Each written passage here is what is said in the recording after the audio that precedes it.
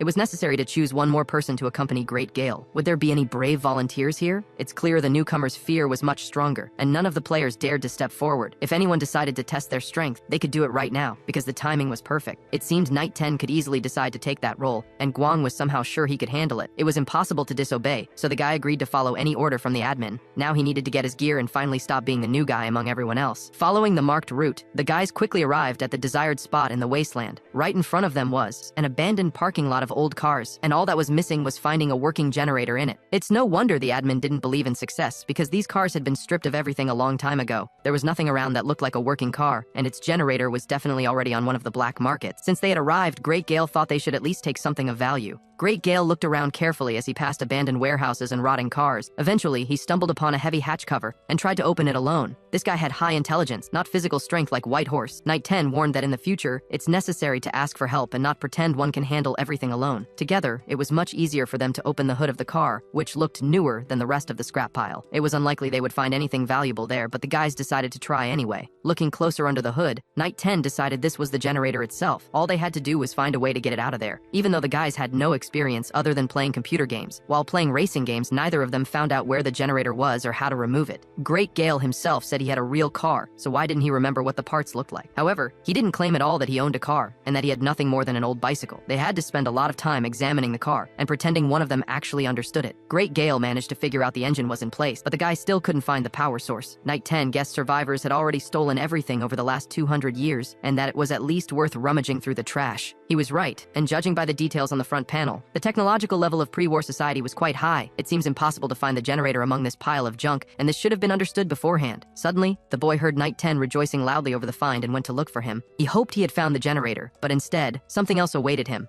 Knight 10 stumbled upon a huge underground tunnel accessed by high stone stairs. At first glance, the tunnel seemed safe, but Guang had warned them not to look for trouble. No one would tell the admin where they were looking for the generator, so it was worth at least checking out the tunnel. All this time, the guy hoped to find beautiful prisoners here, and he would become their hero. After destroying all the goblins and freeing the girls, he was sure they would want to thank him. But Great Gale kept thinking only about the generator, which they might accidentally find in the dark corners of the dungeon. It's great the guys had the same goal, even if their motivations were different. Before the mission, Guang warned that if they encountered a mutant, they should run immediately without engaging in combat. It was unlikely any of them would dare to fight the monster, so the guys slowly and quietly descended into the underground tunnel. The local mushrooms immediately seemed strange to them, and looked nothing like common forest mushrooms. Knight 10 had never seen mushrooms like that in his life, and decided to take some. They looked interesting, and glowed like they had neon lights in their caps. In the end, the guys collected a whole bag of these mushrooms, and decided Guang would figure out what to do with them. The guys collected almost everything they could carry in the tunnel, and it was time to go back. But Knight 10 didn't stop halfway, and decided to go a little deeper into the tunnel. At the last second, Great Gale shouted loudly about the danger, but it was already too late. While trying to catch up to his friend, the guy almost crashed into him when he suddenly froze in place. His frozen look spoke for itself, expressing only the wild fear Knight 10 could feel in such a situation. He experienced the same fear when he first met the giant hawk, but he was lucky to escape unharmed that day. There was no flying creature there, but somewhere in the darkness of the dungeon lurked something more dangerous. There was no point staying there, and the guy ran as fast as he could toward the daylight. At the end of the dungeon, he saw the mutant's giant mouth in front of Great Gale, who had been tracking his future victims all this time. Meanwhile, the other players didn't sit around either, and completed the admin's tasks. Guang was ready to reward them with 200 points for installing the bathrooms, because they had worked hard. In the future, they'd have to store solid and liquid waste separately, because the mixture becomes too viscous. There was a stream within a mile radius, and they had to be careful before washing in it. Ample Time immediately suggested building some baths here so that in the future, the girls could enjoy water treatments. They couldn't let the girls wash outside, so it was worth thinking about hot water in advance. Plus, the girls would probably want to scrub each other's backs and wash with a bubble bath, like they usually do in real life. This will undoubtedly help unite the team and not leave the girls on the sidelines. Their pleasant conversation was interrupted by Knight 10's loud scream, which was getting closer and closer. Great Gale ran after him, hoping they had almost reached a safe place. Suddenly, Knight 10 stopped abruptly, and Great Gale didn't have time to notice the sudden stop. Both guys fell to the ground, breaking the fence their teammates had built with difficulty. The mushrooms scattered to the sides and fell into the pit behind the two players. Before building the fence, White Horse and Ample Time threw a bunch of leaves in there, which turned out to be a real life lifesaver for them. When Guang approached the scattered mushrooms, he realized the two hadn't wasted their time. Having picked up one of the mushrooms, he already understood this trip would bring him something useful. They really managed to find something worthwhile, and only in the future will Guang learn everything about these mushrooms. And now it was time to relax a little and enjoy some food cooked over the fire. From the look on the guys' faces, it was clear they didn't like Guang's food, and it tasted like tasteless green bean soup. But Night 10 needed to quickly explain where they got those mushrooms. The guy immediately declared it was he who found a hidden place deep in an underground tunnel where they discovered rare mushrooms. If the mushrooms were tasty, the guy wouldn't refuse to swap them for this soup, although it would be better to use them differently. Guang said they were called blue angels, and that by eating a mushroom, the player would meet a real angel in an hour. Old Charlie also said mushrooms with blue caps contain a substance that can heal non-fatal wounds. They grow next to mutant nests, which are giant leeches, and it's good the guys didn't go too far from the entrance. They were almost no different from common leeches, except for the giant mouth of the adult specimen. With such size, the leeches could swallow a whole person, and after capturing them, the victim's life lasted only a few seconds. The guys really ended up very close to the giant leech's lair, and only a miracle saved them. Great Gale remembered where that place was and immediately pointed his finger at a spot on the map. The underground tunnel was somewhere near the parking lot because they couldn't have gone very far from there. Guang simply pointed out they were quickly gaining game levels, and the guys were happy to hear it. He didn't even think there would be a mutated leech nest somewhere nearby, although he believed he knew that area better than anyone. There were about 4 pounds of mushrooms, and for a couple of ounces, you could get 1 chip. But now it was worth remembering that at 5 in the afternoon, the robot would open the elevator, and the guys could return to the shelter. Guang himself had one more task to perform, and after putting out the fire, he intended to start it immediately. When the guy stepped aside, the players started animatedly discussing the price of these blue mushrooms. Ample Time found it strange they only got 20 points each, since it was like chopping down a couple of trees. Not only did they discover new territory, but they also collected valuable materials, so the reward should be much higher. Snapping his fingers, he suddenly remembered what Guang had told them at the start of the game. Without a doubt, the main reward for the guys was priority, and this is the most important thing to improve the player's level. If this is the case, then the task list on the board is incomplete, and they need to do more than the admin requires. Guang only gave out today's tasks after they showed initiative, which means they need to do it more often. As long as their actions didn't conflict with the shelter's needs, the guys could earn points and offer new tasks. Yes, that idea was very close to the truth, and Ample Time was glad he thought of it. He suddenly remembered the admin's gratitude scale that everyone had discussed on the first day of the game. He believed this was the biggest reward for completed tasks, but the admin deliberately hid it from him. However, if the goal of the game was to earn the admin's approval, why did Guang keep it a secret? The guys suggested the hyper-realistic and fully immersive game was plagued with much more danger. The main one could be the same character who assigned them the tasks, but in reality, he was a living person. I wonder if Guang really wasn't part of the game, but came to this world the same way they did. If that's the case, then this guy is just using them for his own ends, and it was worth finding out more about it. It turns out, it wasn't a coincidence that Guang kept quiet about the mutants that had been near his base all this time. And still, the guy didn't harm them, which meant there was no need to worry about it. They needed to stick together as a team, and that was the first thing they had to think about. To have more advantages over other players, they should have become a strong team from the start. From that moment on, Ample Time proposed they all share information with each other and help their partners in difficult situations. For example, if someone discovers places that look like mutant nests, they should be marked immediately on the map with red dots. You shouldn't get too close to these places and try to fight a crowd of monsters alone. Whitehorse decided to make the most of his physical strength, and from that moment on, he chopped down trees not just for himself. In the future, this decision will help the players a lot because defeat was as real in this game as everything else. In the afternoon, the guy is about to learn something new, something he had only heard from old Charlie before. Today, a girl was taken down the street with heavy iron shackles hanging from her feet. Her whole body was chained, and the unfortunate woman had no chance to escape or call for help. The guys understood that such an appealing beauty could be useful for something else. Charlie couldn't stand the guys looking around instead of working and abandoning the job they were paid for. The old man bowed deeply to the new guest and said he was the local representative of the street boss. Mr. Lee brought new products today that had to be delivered directly to the settlement boss. The boss of this caravan was always considered a cruel man and did everything just to make money. Seeing him from afar, Guang understood that this time the product was very different, and that's why the guys were so excited. He brought a product with him that was grown in tanks and was exactly what was rumored. Today was the first time he saw the harsh reality of the slave trade, but it was at that moment the boy had the opportunity to find a good buyer. Mr. Lee was a big spender and paid all his assistants generously for their work. As he walked back, he had no idea a young man had been waiting for him for a long time at the end of the street. Guang approached him, hoping Mr. Lee had a free minute to talk. Addressing the stranger, he wanted to know what he needed and who he was to old Charlie. Raising his hands, the boy explained with a smile that he had no bad intentions and simply wanted to sell something very valuable. This made Mr. Lee's assistant laugh a lot because just another scavenger wanted to make easy money. He was disgusted dealing with small traders, and this young entrepreneur could only sell his trash to a stupid old man. It was worth paying more attention to this because this time the boy had something special. 2 bags of blue mushrooms could go to anyone who paid a good price for them, and Mr. Lee certainly had the money. The man immediately understood the value of this product, although he found it strange where he could have gotten it. Approaching, he ordered the boys to stop and find out what Guang wanted in exchange. There were exactly 4 pounds of mushrooms, so the market price for this product was exactly